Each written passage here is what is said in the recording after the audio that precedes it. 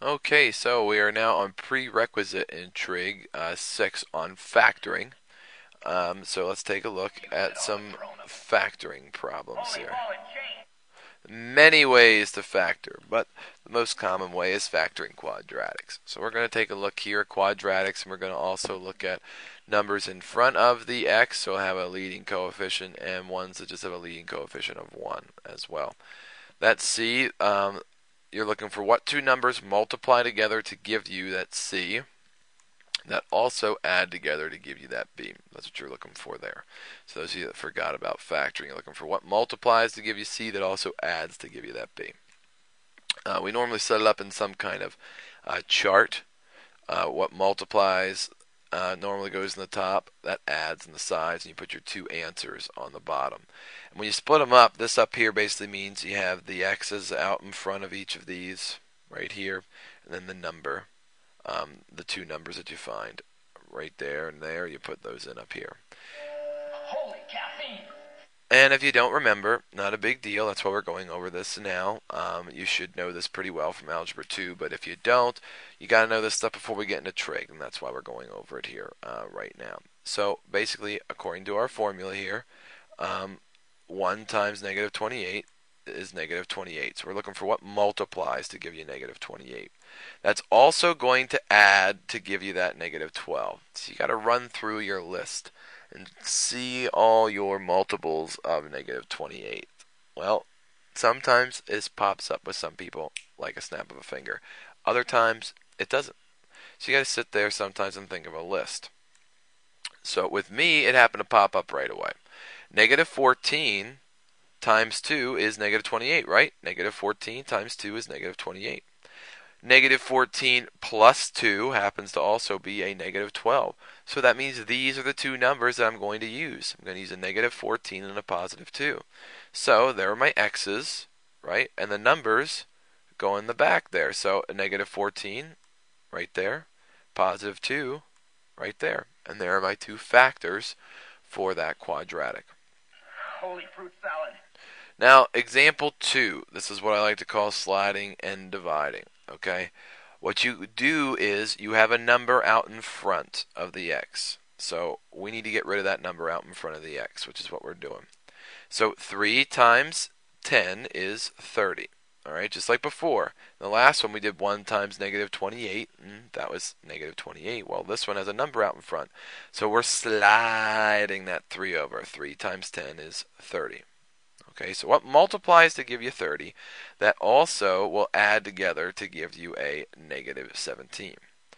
Well, can you think of anything off the top of your heads? Well, there is something that comes to my mind. You got the 6 and the 5, you got the 3 and the 10, but none of them are going to add together to give you a negative 17. But you know what does? This hint I'm giving you here, you could also have two negatives, right? Two negatives, when you multiply them together, do give you a positive. So you could have negative 15 and negative 2, right? Because negative 15 times negative 2 is positive 30. Negative 15 plus negative 2 is negative 17. So negative 15 and negative 2 work. But since there is a number in the front of this x, all right, you cannot just put the two factors in there and forget about them. So the first method that you learned back in Algebra 2, depending on your teachers, was you rewrite these with x's. An x there and an x there. So according to the slide and divide technique that we're going to teach you here in a little bit, make it much easier to solve this problem. But this method, which many other math teachers show you, this is called factoring by grouping. And that might be the method that they use to teach you how to do this. So what you did with this, because there's a number out in front, we separate it into 4 items. And keep in mind, if you were to combine these together, you'd get negative 17x. Now you can group the first 2 items together and the last 2 items together. And you want to factor out what they have in common. Well, they both have a 3 that I can divide out. So I put that out there. And they each have 1x, right? That's x squared. That means there's 2 x's, and this means there's 1x. So I take an x out. And what's left over? 1x and negative 15 divided by 3 is negative 5. So you have an x minus 5 left over on the inside. With these two, there isn't any x's I can take out of both of them, but there happens to be a -2 that I can take out of both of them.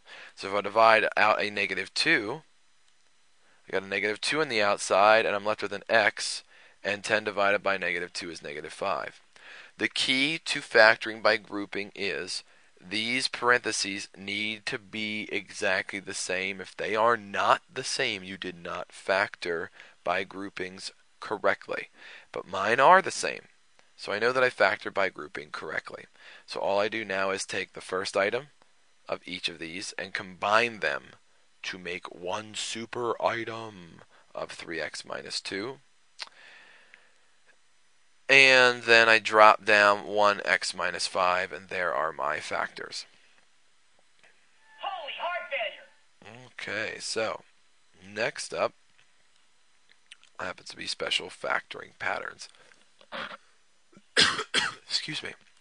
So the difference of two squares. You see two items squared, that are squares, I should say, with a subtraction sign in the middle of them. This is a key factor formula to remember, or you won't be able to simplify everything.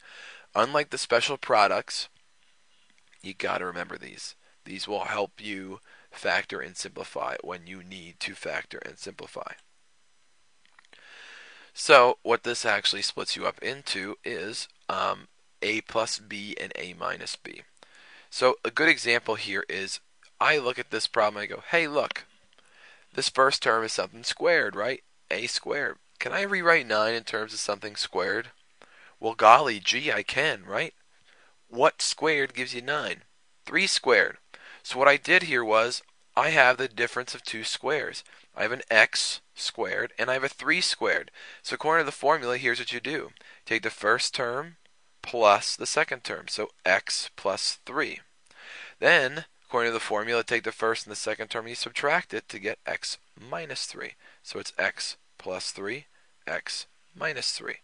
So this works if you have two items that are squared. That's the key.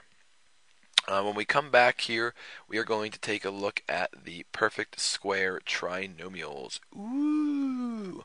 So when we come back here, we'll try to finish up as much of the factoring as we can in our prereq 6 section before we move on in our trig sections.